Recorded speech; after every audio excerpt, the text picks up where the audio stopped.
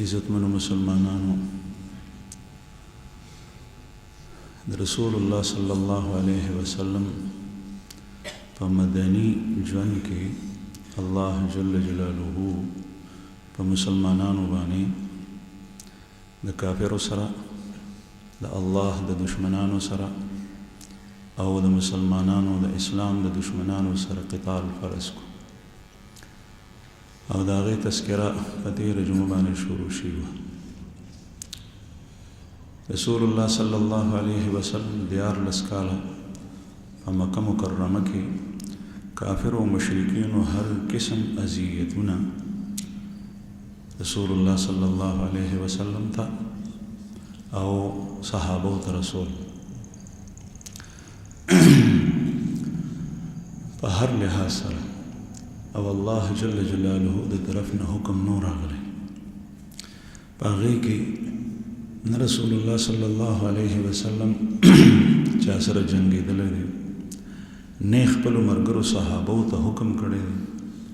حالانکه کله کله به صحابه دومره تنګ شول د کافرو د لاسه چې رسول الله صلی الله علیه وسلم ته به رالل چې یا رسول الله دا کافر مشرکین موږ ته دومره اذیتونه راکوي، نو تاسو موږ ته حکم راکوئ چې دوی سره موږ وجنګېږو.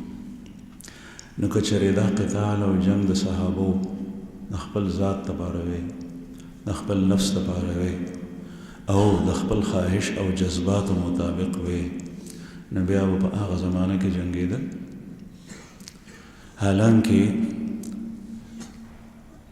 14 کاله مسلسل د ټول اذیتونه او تکالیف رسول الله صلی الله علیه وسلم په خپله او صحابه کرامو برداشت کړي دي.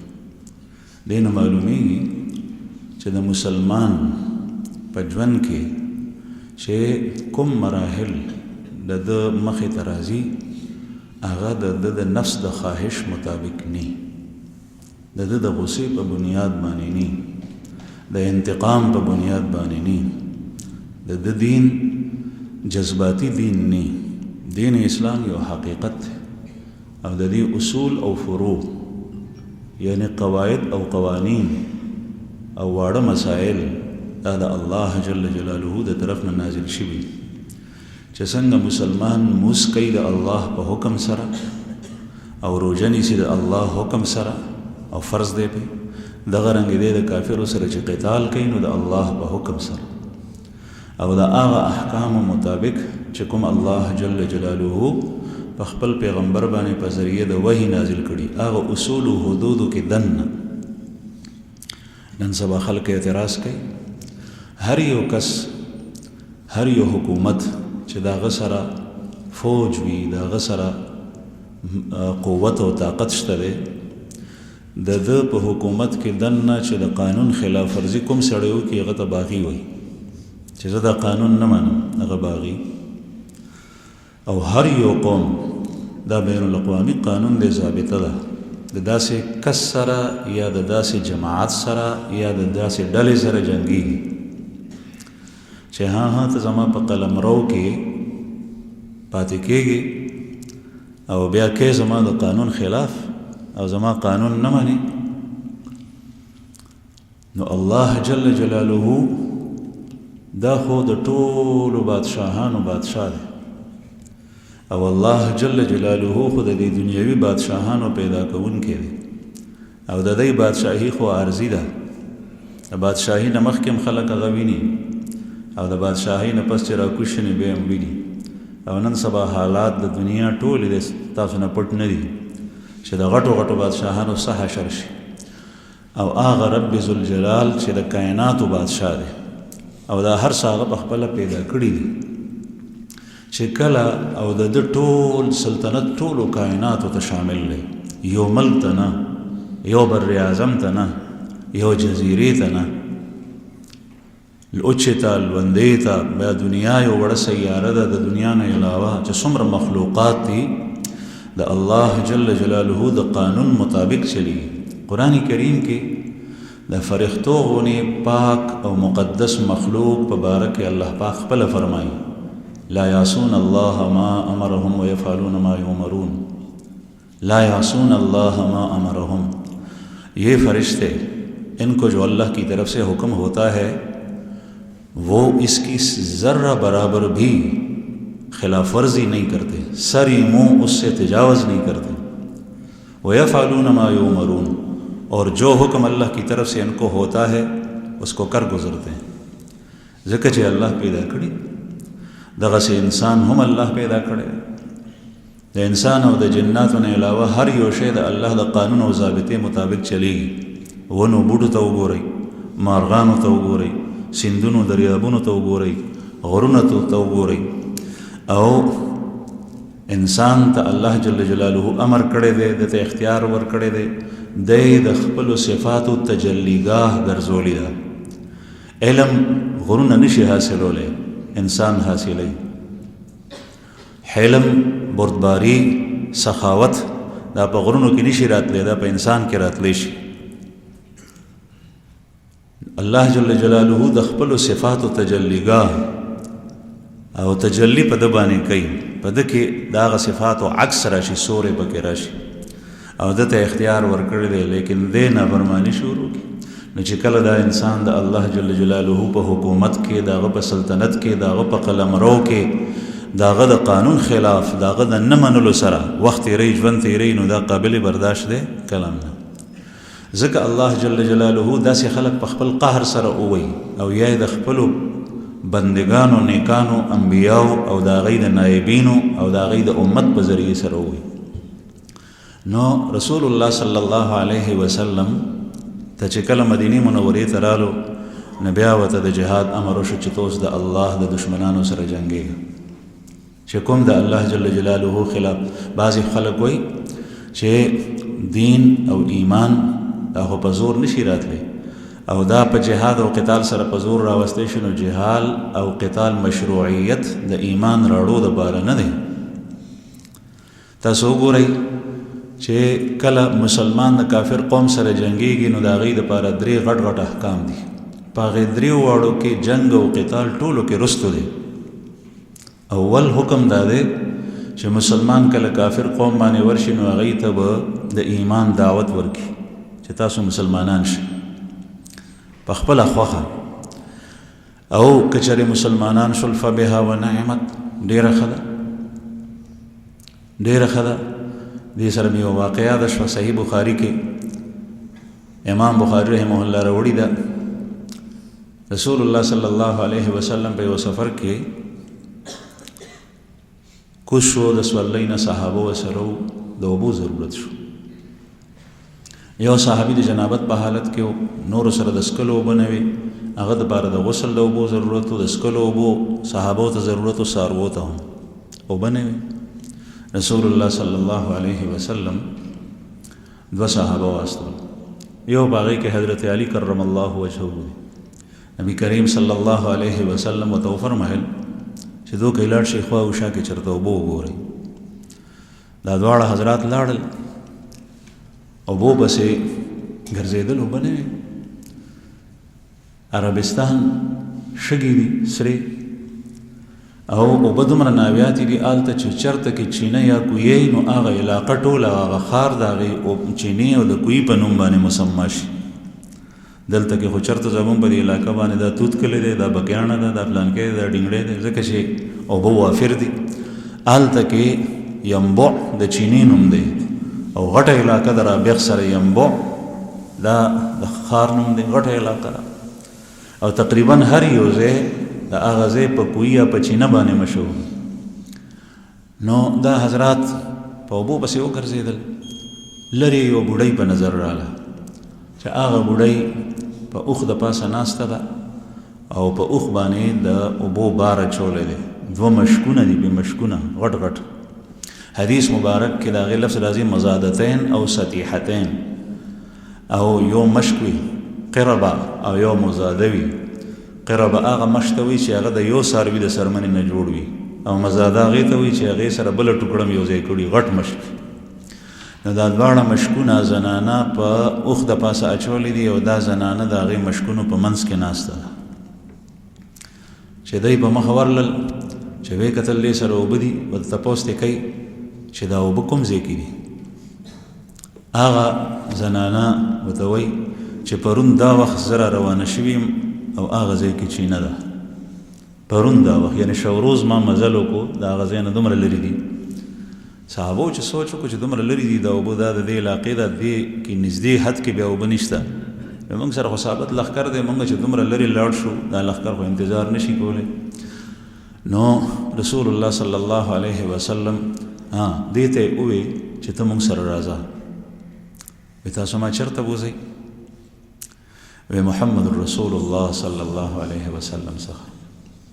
هغه ورته وایي چې ښه هغه صحابي سره ما بوځئ. مشرکینو به رسول الله صلی الله علیه وسلم ته صحابي وي او صحابي هغه کس ته ویلی کېږي په لغت کې چې کوم یو دین پرېږدي او بل دین ته منتقل شي. نو د هغوی دا ګمان و چې د پلار نیکه دین پرېښی دی او بل دین ته وړېدلی دی نو دا صحابي دی. حالانکه دا خو دین په دنیا کې په کائناتو کې صرف یو دی.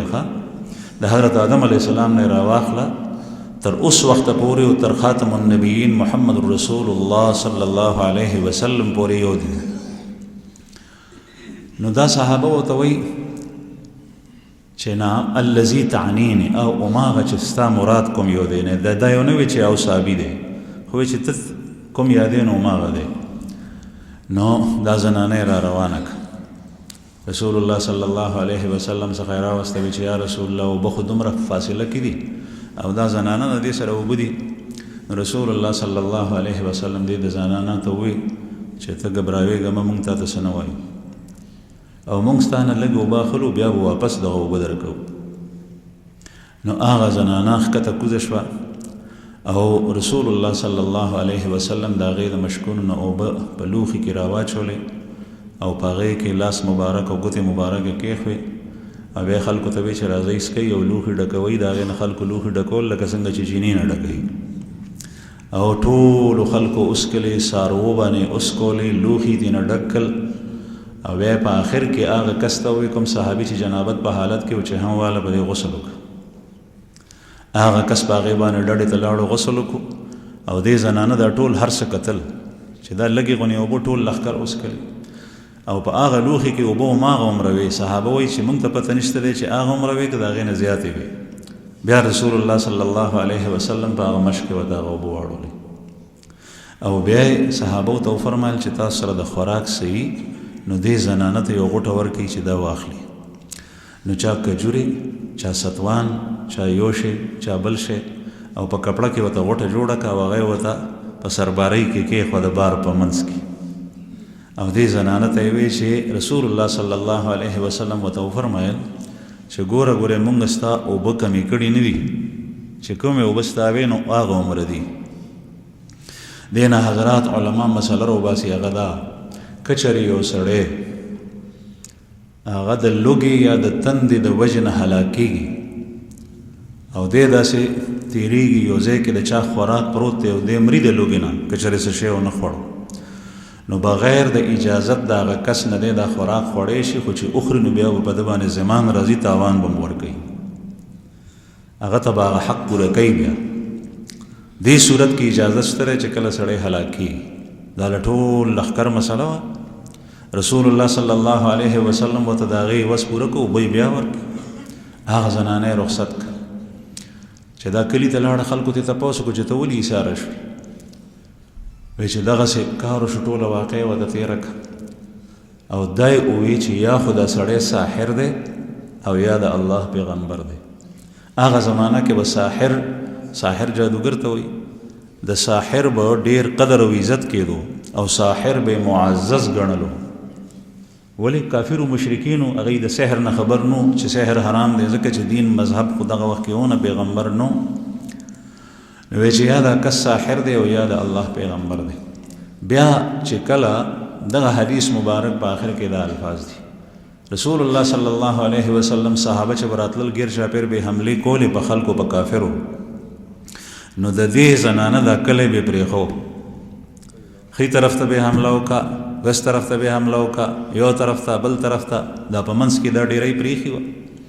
دا زنانه ډېره هوښیاره وه. دا د خپل قوم ته وایي چې تاسو ته څه پته شته چې دا صحابه راځي او دا ګیر چاپېر علاقې په دې باندې حملې کوي او موږ ته څه نه وایي. نو دا تاسو ته موقع درکړې ده او تاسو سوچ وکئ زما خیال لا دی چې دا د الله پیغمبر دی او په ده باندې ایمان راوړئ نو ټول قوم پې باندې ایمان راوړ نو رسول الله صلی الله علیه وسلم خو یو پیشکش وړاندې دا کړی د اسلام کوشش دا وشي چې خلک اوس دا زنانه که چېرې په زور مسلمانولې رسول الله صلی الله علیه وسلم به نیولې وه بیا به د دې قوم په زور مسلمانان کړي او ښه په زور باندې څوک مسلمانولی څنګه شي ځکه چې د ایمان تعلق د تصدیق قلبي سره دی زړه سره ټوله دنیا که یو ځای شي او یو کس باندې جبر کوي زبردستی پې کوي اکراه او تجبر او اجبار پې کوي نو د هغه په لاسو کولی شي د هغه په خپو کولی شي هغه وهلی شي د هغه بدن ټکړې کولی شي لیکن د هغه په زړه باندې څوک جبر نه شي کولی زړه کې چې د انسان څه دي هغه څوک رایستی نه شي هغه څوک معلومولی نه شي سوا د الله جل جلاله نه هر قسم آلات او ټکنالوژي او جدید تعلیم راوتی دی لیکن د زړه ارادې د زړه عقیده د زړه عزایم تصورات خیالات داسې آلت تر اوسه پورې نه د ایجاد شوي چې په هغې باندې څوک معلوم کړي د هغې په ذریعه چې د په زړه کې دغه وخت کې څه تېرېږي او په ظاهر باندې کولی شي نو د ایمان تعلق د جبر او د اکراه سره نه دی دا خو د دې دپاره و چې کوم خلک کوم کافر د الله جل جلاله په ځمکه او د مسلمانانو په علاقه کې شر او فساد خوري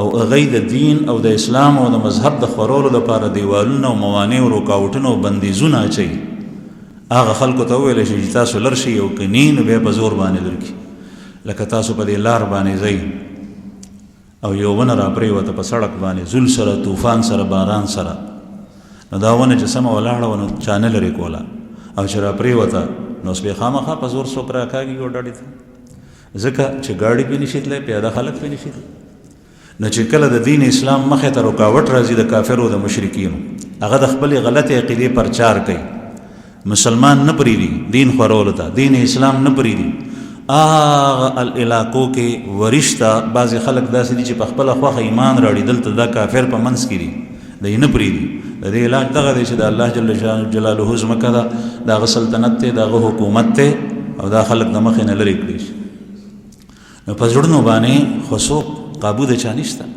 رسول الله صلی الله علیه وسلم به چې چا ته دعوت ورکول نو ورته به وي بیا به ورته مسلمانېږي نه چې هغه به مسلمان نه شو پرېږدي په مدینه منوره کې یو یهودي الک نوجوان او یهودي د پیغمبر علیه السلام خدمت یې کولو خدمت ته به راتلو د رسول الله صلی الله علیه وسلم خدمت به یې کولو نبی کریم صلی الله علیه وسلم څخه دغه هلک یو ورځ رانلو تپوس یې وکړو چې هغه هلک څه شو چې یا رسول الله خو بیمار دی او سخت بیمار دی نبی کریم صلی الله علیه وسلم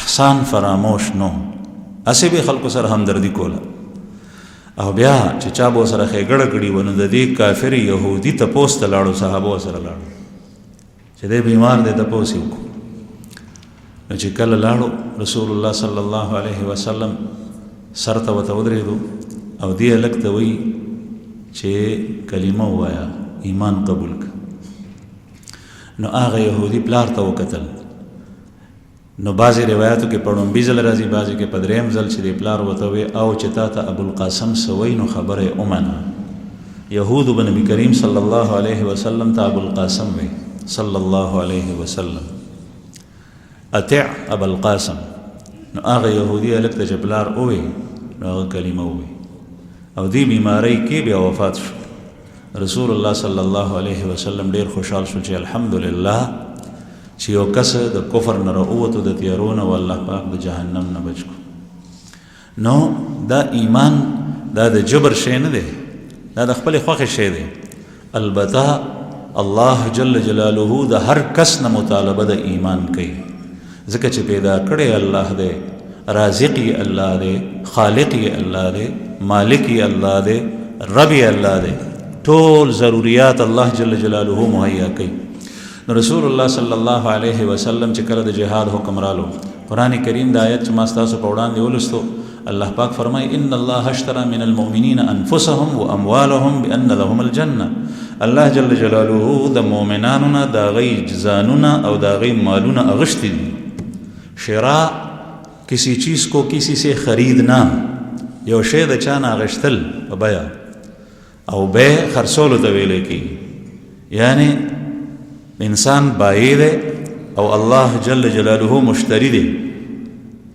او څومره الله جل جلاله انعام کوي په دې انسان چې هغه بدن چې دته یې ورکړی دی او هغه مال چې دته یې ورکړی دی، بیا ورته وایي چې دا ما ته راکړه، په ما خرڅ کړه، د دې په عوض کې به د دنیا اخري همیشه ژوند در کوم او جنتونه در کوم. لکه یو پلار یو زوی ته قیمتي ډالۍ ورکړي او بیا ورته وایي چې بچې په دومره روپۍ ما ته اوس راکړه، په ګرانه بیه یې واخلي، په ګرانه بیه. نو دې پلار خو هر لحاظ سره د ماشوم ته خیر رسول غواړي دی خپل زوی ته. الله جل جلاله انسان ته وجود ورکړی دی، ژوند یې ورکړی دی، وخت یې ورکړی دی، عمر یې ورکړی دی، صلاحیتونه یې ورکړي دي، قوت او طاقت یې ورکړی دی، د دنیا ټول ضروریات یې ورکړي دي، او مال یې ورکړی دی، او بیا ورته وایي چې دا اوس په ما باندې خرڅ کړه. ان الله اشترى من المؤمنین انفسهم واموالهم بان لهم الجنه، د دې په عوض کې به جنت در کوم. هلته مرګ نشته، همیشه ژوندون دی. او هلته د هر را روان وخت مزې دا جدا دي، بیلې بیلې دي، او د هر یو خوراک او د هر یو ډش لذت او خوندونه او مزې دا بیلې دي. یو ځل انار وخوري بیا چې دوباره انار راځي نو د هغې خوند به جدای. و اتو به متشابهه، یو ځل چې خوراک وکړي بیا چې هماغه خوراک بیا راځي نو د هغې ذایقه به جدای. موږ خو دلته په دنیا کې چې یو سړي چرګ نه خوړلی نو چرګ هغه ته ډېر زیات ښه شی ښکاري، خو چې مسلسل یو سړی یو څو ورځې وخوري بیا وایي د چرګ نه خو مې زړه سپین شو، ځکه چې د هغې یو شان ذایقه ده. په جنت کې د هر یو خوراک د هغې ذایقې جدا جدا دي، او دا همیشه ابدالآباد دي، او هر قسم نعمتونه الله جل جلاله ایښي. د دې بدن، د دې جان او د دې مال په عوض کې چې انسان ته الله پاک دام ورکړی دی. که دا انسان نو پیدا نو د دې انسان زور نو الله جل شانه نو پیدا کړ. ان الله اشترى من المؤمنین انفسهم واموالهم بان لهم الجنه، دا چې په د الله جل جلاله په لار کې شهید شي نو د دا بدن دغه ضایع نه دی تللی، د الله جل جلاله باندې خرڅ شوی دی، جنت کې ورته الله ځای ورکړي، او دې درد او تکلیف هم نه محسوسوي. او دا چې کوم مال سړی د الله په لار کې ورکي، په جهاد کې، په جماعت کې، په مدرسه کې، په هر یو ځای کې چې وي، دا الله جل جلاله سره محفوظ شو، د دې په عوض کې الله پاک جنت ورکړي. نو رسول الله صلی الله علیه وسلم ته چې کله حکم رالو نو ابتدا د سرایاو نو شو. تاسو ته مخکې تذکره شوې وه، سریه حمزه بن عبد المطلب رضی الله عنه ډومبۍ سریه کې یو جماعت او ټولګی حضرت حمزه رضی الله عنه امیر مقرر کو دی واستو د کفارو تپوس، او بیا ورپسې چې کوم دی نو دویمه سریه واستوله عبیدة بن الحارث رضی الله عنه، او دا یو تره دی او دا یو د تره زوی دی، د خپل خاندان نه ابتدا او کتیره جمعه تاسو ته ویلی شي.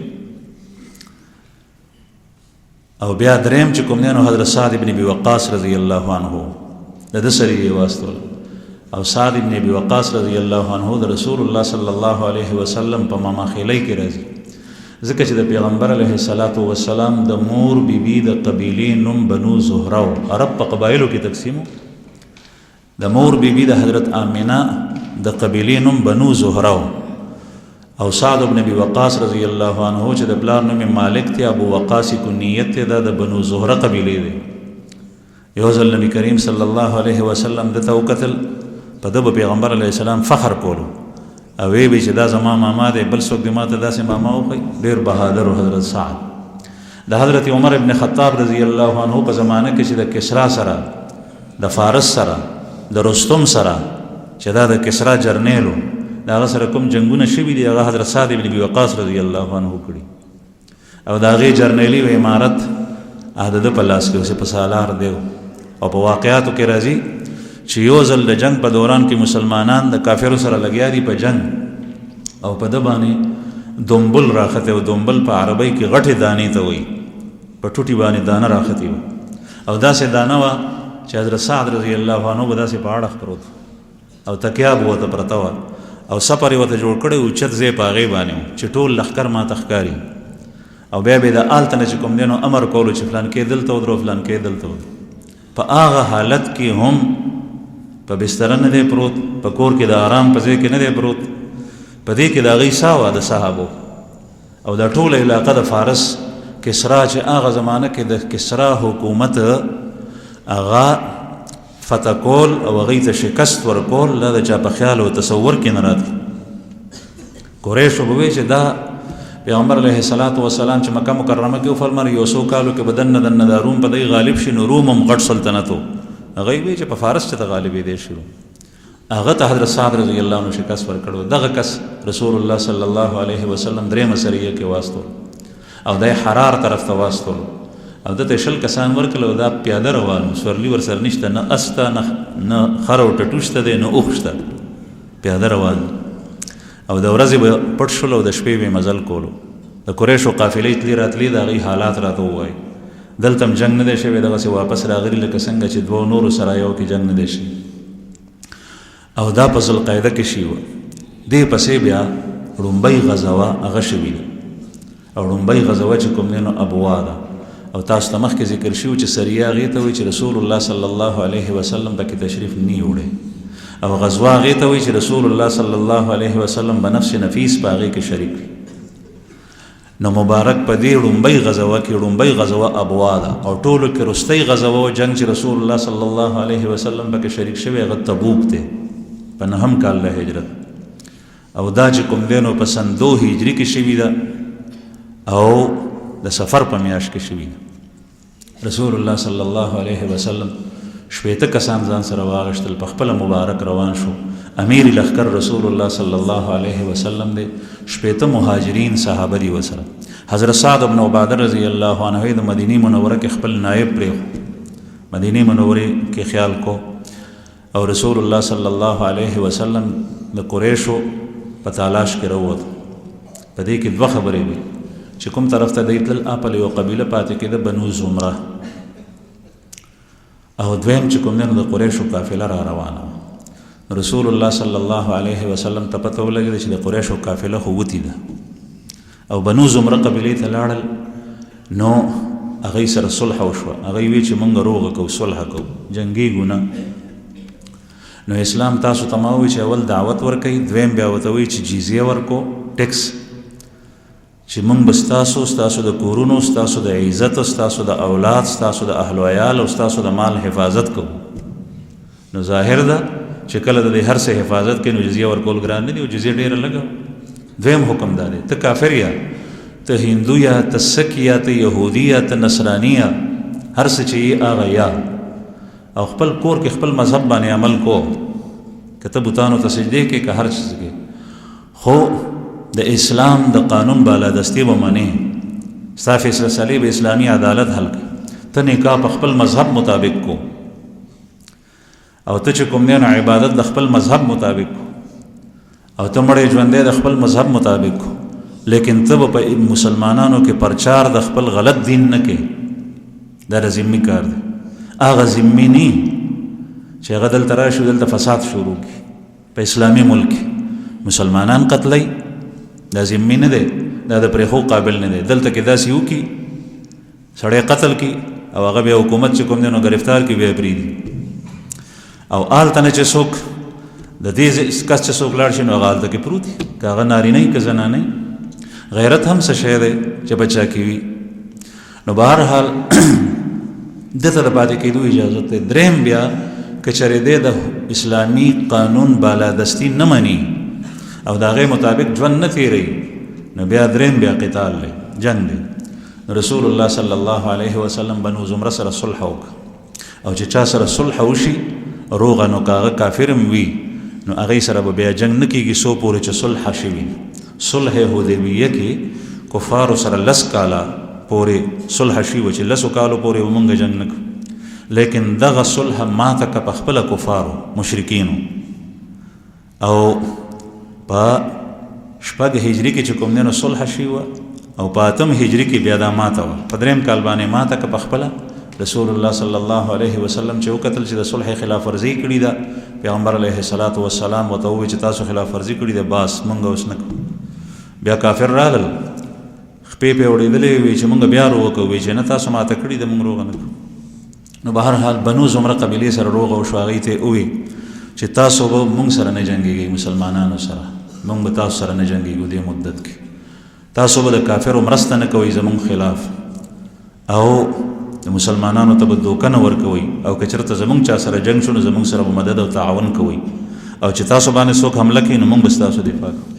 رسول الله صلی الله علیه وسلم به صلح کې دا بیا رسول الله صلی الله علیه وسلم څو ورځې پس واپس راغلو.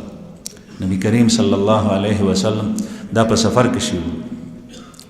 بیا دویمه غزوه دې ته ابوا یا ودان وی او دویمه غزوه بیا بوات ته. امام بخاری رحمه الله په دغه ترتیب سره دا غزوات ذکر کړي. او بوات غزوه کې رسول الله صلی الله علیه وسلم ځان سره 200 صحابه هغه روان کړل. 200 صحابه. بوات نومې ځای دی، هغه طرف ته نبی کریم صلی الله علیه وسلم لاړو. په ذریعه د وحی رسول الله صلی الله علیه وسلم ته راغله چې د کفار قریشو قافله را روانه ده.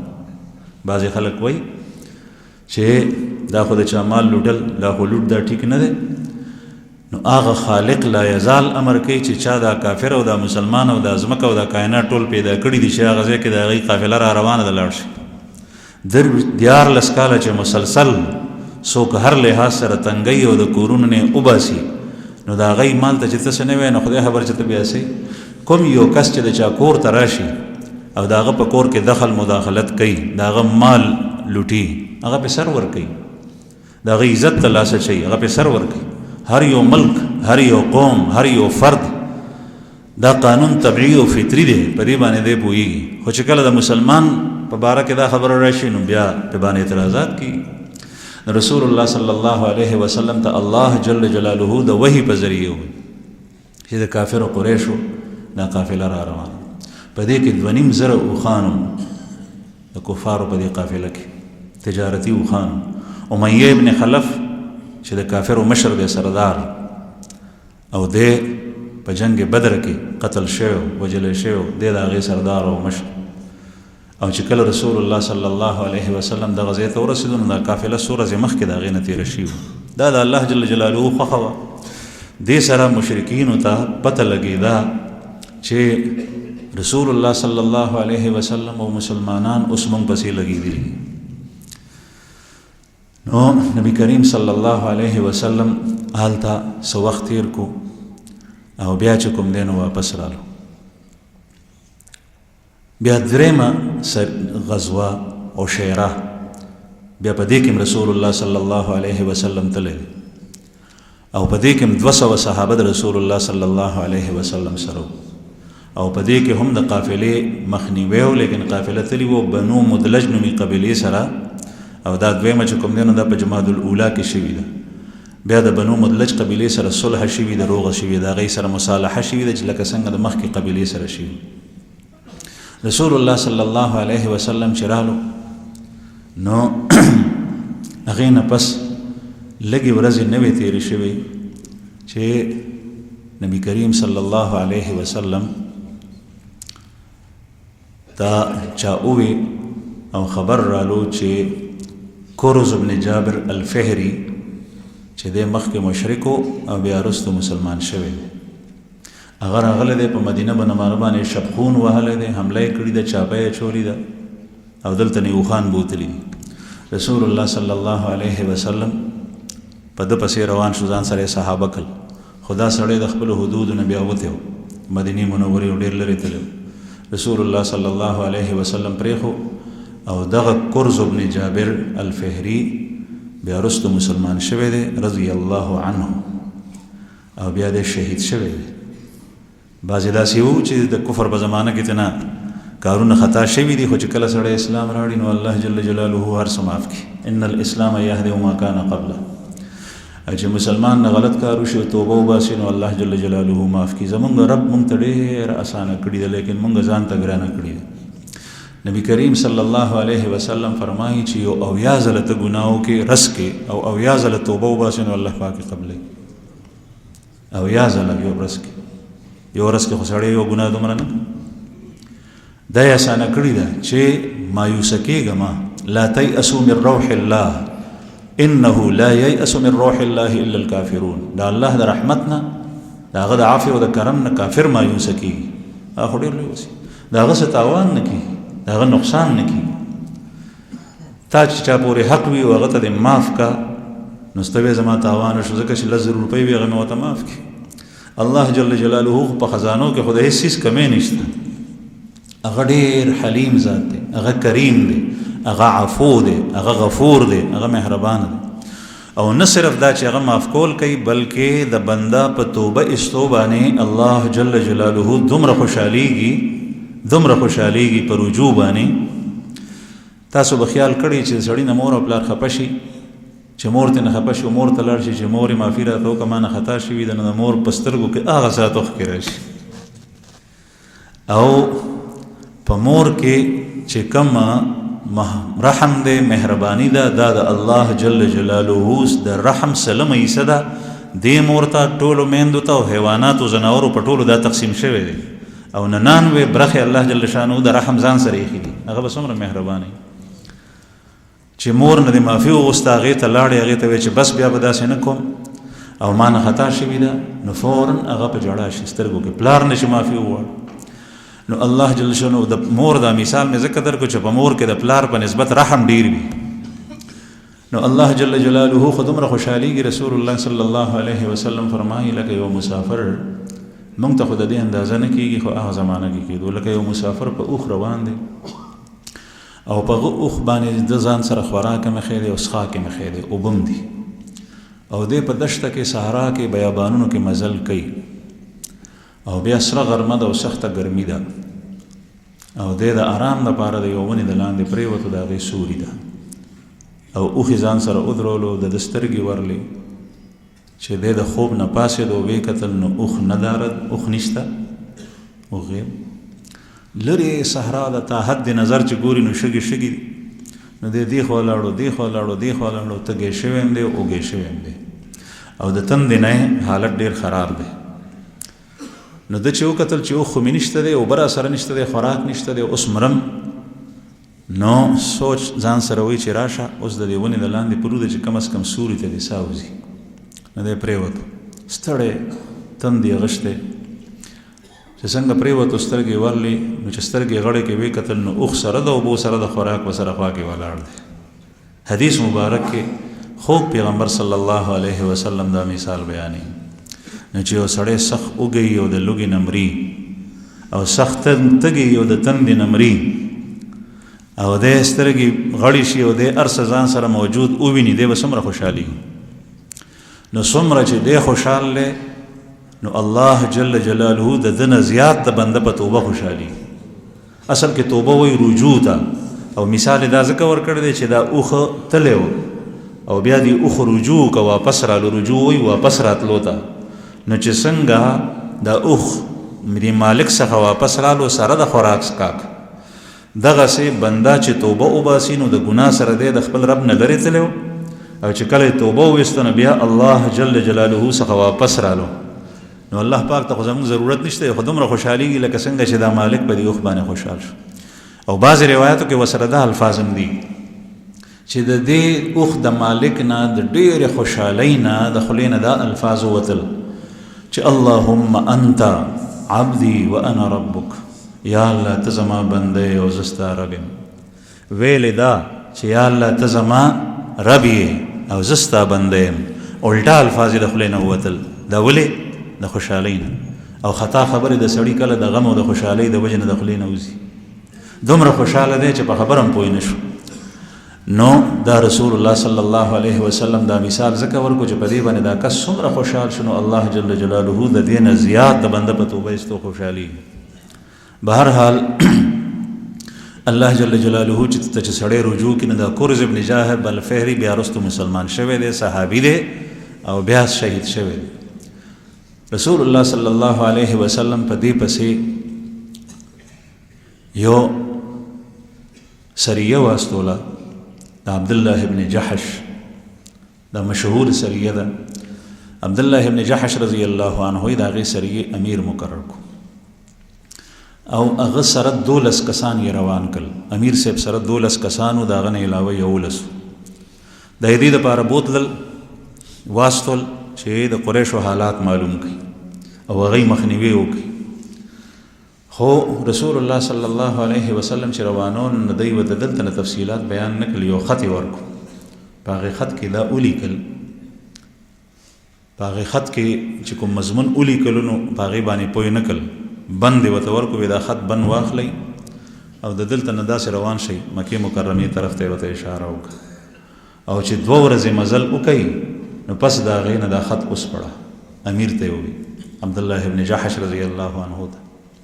رسول الله صلی الله علیه وسلم چې څنګه د الله پیغمبرو نو داسې الله جل جلاله هر اعتبار سره کامل انسان پیدا کړی، په جنگي امورو کې انتهایی مهارت الله جل جلاله ورکړی.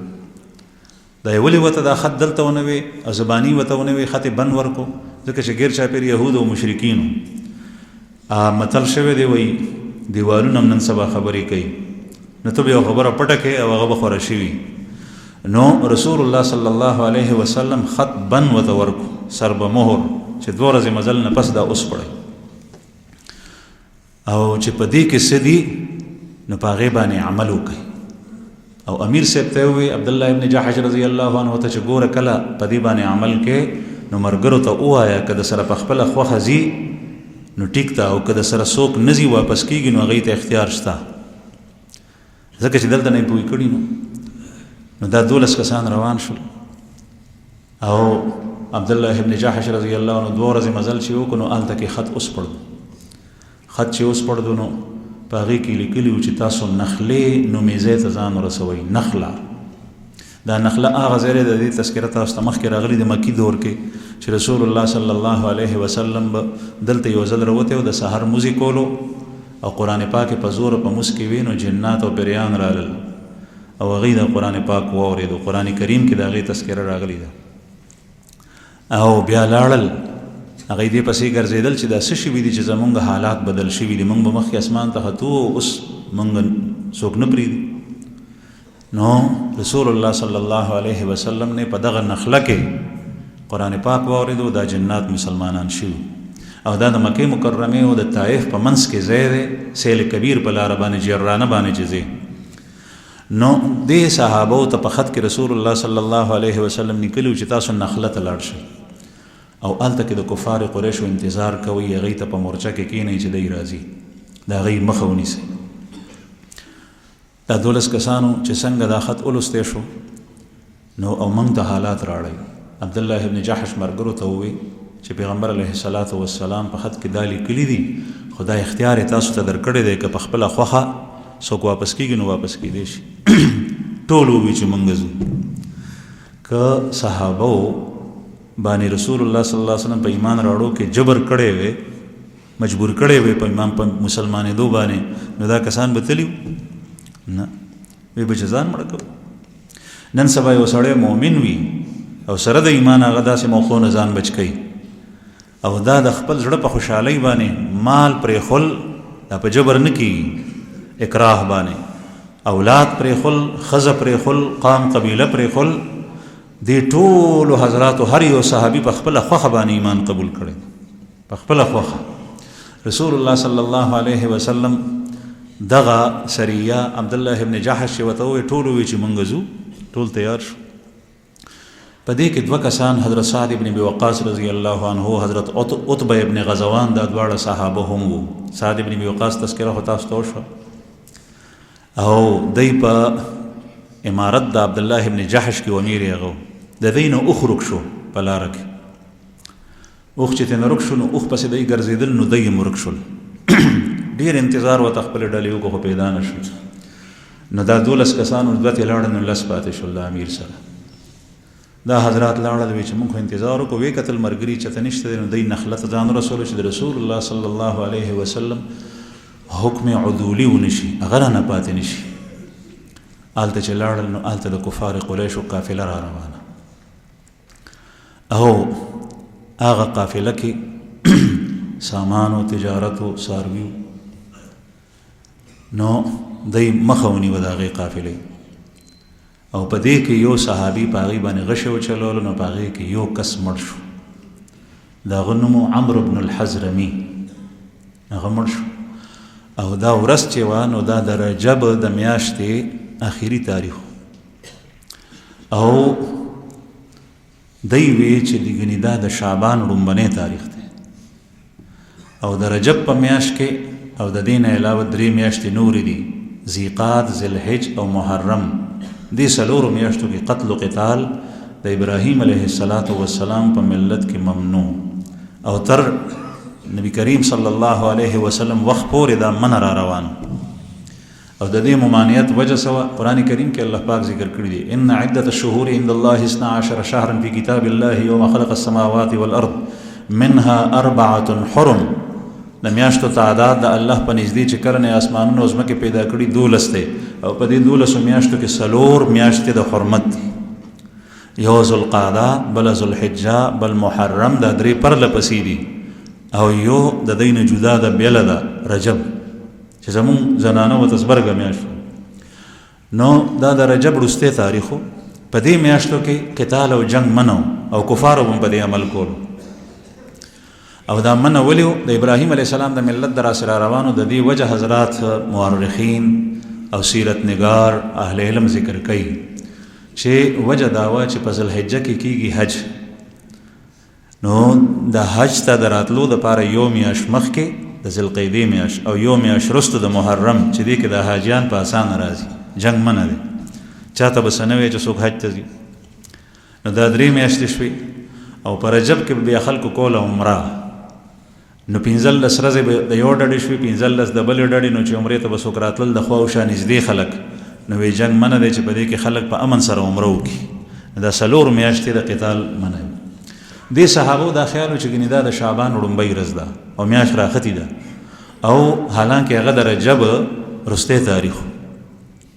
دی چې کله دا وکړ سړی مړ شو او مال یې راواغشتو، نو یهودو او مشرکینو دی خبرې جوړې کړې. یهود په مدینه کې او مسلمانانو د نبی کریم صلی الله علیه وسلم مرګرو د حرمت په میاشتو کې جنگو کو سړی ووجلو، دی خو د حرمت د میاشتې حلاله کې. دا څنګه اسلام دی؟ هر یو دین کې په هغه وخت کې په عربو کې د دې خیال ساتل کېدو، نو ځکه دا اعتراض شروع کړو. نو چې کله رسول الله صلی الله علیه وسلم څخه دی راله، دی د مال په لاره تقسیم کو. خمس 15 برخه نبی کریم صلی الله علیه وسلم د پاره پرېښو، او 4 برخې په غانمینو کې تقسیم کو. د خپل ثوابدید مطابق دغه وخت کې احکام نو نازل شوي د مال غنیمت د تقسیم. خو رسول الله صلی الله علیه وسلم ته چې راله، هغې تصویب فرمایلو چې ټیک مکړي. پیغمبر علیه السلام ته راله، نو یهودو اعتراضات شروع کړل چې دا مسلمانان دي، دا اسلام دی. او نن سبا دغسې کېږي، که مسلمان نه یو خطا وشوه، یو خطا د قسطم نه به احتیاطي تې وشوه، خیال یې نو هغه په ټوله دنیا کې چې کوم دی نو شور جوړ شي، او چې کافر سراسر په غلطۍ کې او په غلطو کې او په ګمراهۍ کې او په خطا کولو کې بوخ وي، نو هغې ته څوک سوی نه وي. دغسې کېږي د مسلمانانو سره. نو دی شور جوړ کو مشرکینو په مکه کې او یهودو په مدینه کې چې مسلمانان خو د دې خلاف ورزي کوي، اشهر حرم کې قتال وکړو. رسول الله صلی الله علیه وسلم هم په دې باندې صدمه ورسېده، خفه شو چې ګوره تاسو د حرمت په میاشت کې په رجب کې قتال وکړئ. وی چې یا رسول الله موږ ته پته نه و، موږ وی چې شعبان راختې دی. نبی کریم صلی الله علیه وسلم وی چې دا مال دغسې کېدی، دې ته ګوتې مه وړئ، د الله حکم ته انتظار کوم. زه الله جل جلاله حکم نازل کو چې یسألونک عن الشهر الحرام قتال فیه قل قتال فیه کبیر وصد عن سبیل الله وکفر به. چې په اشهر حرم په باره کې دی تا نه د قتال په باره کې تپوس کوي، خو شرک د الله جل شانه په نږدې لویه ګناه ده، او د الله د حرم نه خلق استل دا لویه ګناه ده. نو دی په غټه فتنه کې مبتلا دي، دی هغې ته نه ګوري، دا لغونې بې احتیاطۍ ته ګوري. او الله جل جلاله د دی هغه عذر قبول کو چې دی خطا شوي دي، او د دی عذر قبول دی، او دا وحی راله. دغه وخت کې به د کافرو خولې چې کوم دی نو هغه بند شو، او رسول الله صلی الله علیه وسلم هغه مال غنیمت تقسیم کو. نو عبدالله ابن جحش او دا هغه ملګري هغه خوشحال شو، او 2 کسان قیدیان د مشرکینو ځان سره راوستي، د یو عثمان نوم دی، د بل حکم ابن کیسان. رسول الله صلی الله علیه وسلم دی وخت پورې دا قیدیان او دا مال ایثار کړو چې تر څو پورې وحی د اسمان نه ورغلی چې دا آیات نازل شول، به مال تقسیم کو. هلته عبدالله ابن جحش سره بیا دا فکر و چې ټیک ته مونږ خو اوس ګناهګار نشو، قصوروار نشو، خو آیا مونږ ته په دې کې څه اجر شته یا رسول الله؟ دا چې مونږ څه وکړل، ځکه چې صحابه خو د الله دپاره کول هر څه، نو اجر راته شته او که نه؟ نو قرآن کریم کې وحی نازل شو چې او تاسو لپاره اجر دی، الله پاک غفور او رحیم دی، مهربان دی، تاسو ته به الله په دې اجر درکړي. نو عبدالله ابن جحش او مرګري ډېر خوشحال شو. مشرکینو خبر راواستله چې دا دوه قیدیان چې دا مونږ ته فدیه زمونږ نه والی پیسې او دی مونږ ته راپرېږدئ. رسول الله صلی الله علیه وسلم ورته وفرمایل تر څو پورې چې حضرت سعد ابن ابي وقاص او عتبه ابن غزوان دا دوه کسان زمونږ پیدا شوي نه تر هغې پورې دا کسان مونږ نه درکو. چې دا کسان مونږ ته ژوندي راشي نو مونږ به تاسو ته دی پرېږدو، او که دا کسان تاسو ووژل او قتل مکل نو مونږ به ستاسو دا کسان قتلو. او نن سبا د مسلمانانو په ملک کې یو پیرنګی یو یهودي هغه کسان قتل کی او هغه په آرام سره په جاز کې رخصت شي د هغه ملک ته واستولی شي. او د مسلمانانو یو کس نارینا زنانا د دین اسلام مطابق یو کارو کې خو د هغې په خوښه ني، نو دلته نه په امن او سلامتیا سره په جاز کې کینی د هغې جیلونو ته یې حواله کړي چې هر څه ورسره کوي. رسول الله صلی الله علیه وسلم وفرمایل د خوږ پیغمبر طریقه دا ده چې تر هغې پورې به خپل ملګري چې څو پورې زموږ ملګري مونږ ته نه را رسېدي تر هغې پورې ستاسو کسان نه درکړو، ځکه چې هغه علاقه د مشرکینو وه، رک شوي دي. نو مدینه خو هغې ته معلومه وه، خو خامخا چا نیولي دي.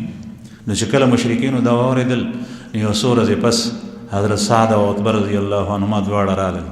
نو رسول الله صلی الله علیه وسلم دلته نه دا عثمان او دا عثمان ذوالنورین نه دی ښه بل عثمان دی او حکم ابن کیسان دواړه پرېښول. چې څنګه یې پرېښول نو دا یو خو د کفر په حالت کې مکې ته لاړو، کافر مړ شو او عثمان، او دا حکم ابن کیسان چې و نو دی وی چې یا رسول الله زه خو ایمان قبلوم، دا اوس د خوښې مسلمانی ده، قید کې ورته نه وي چې ته مسلمان شي، ایمان د خپلې خوښې شی وی زه مسلمانېږم. رسول الله صلی الله علیه وسلم سره پاتې شو تر اخره پورې دی مسلمان. الله جل جلاله دې موږ ته د خوږ پیغمبر صلی الله علیه وسلم په سیرت عمل کولو توفیق راکړي. وما علینا الا البلاغ.